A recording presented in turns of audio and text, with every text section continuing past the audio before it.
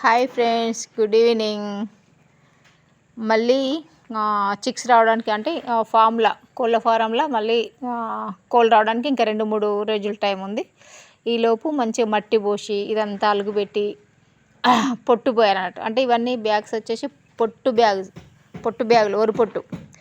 దీని మీదకించి మొత్తం అలుగు పెట్టిన దగ్గర నుంచి మొత్తం ఈ పొట్టు మొత్తం నిండుగా పరవాలి. నిండుగా పరిచిన తర్వాత నెక్స్ట్ వచ్చేసి బూడింగ్ కట్టాలి. బూడింగ్ అంటే ఇంతకుముందు లాస్ట్ వీడియోలో చూపించాను, రౌండ్గా రేకులు కొట్టి దాంట్లో పేపర్ పరుస్తారు అన్నట్టు. పేపర్ వేస్తే చిక్స్ వచ్చినప్పుడు చిన్న పిల్లలు కదా, వాటికి కొట్టుకోకుండా మంచిగా తిరిగేటట్టు పేపర్ వేస్తాం అన్నట్టు. 3 days అట్లా అలవాటు అయిన తర్వాత 3 or 4 daysకి మళ్ళీ పేపర్ తీసేస్తారు అన్నట్టు. ఫైనల్గా అయితే షెడ్ మళ్ళీ రెడీ అయిపోయింది కోడి పిల్లలు రావడానికి. Okay friends, bye.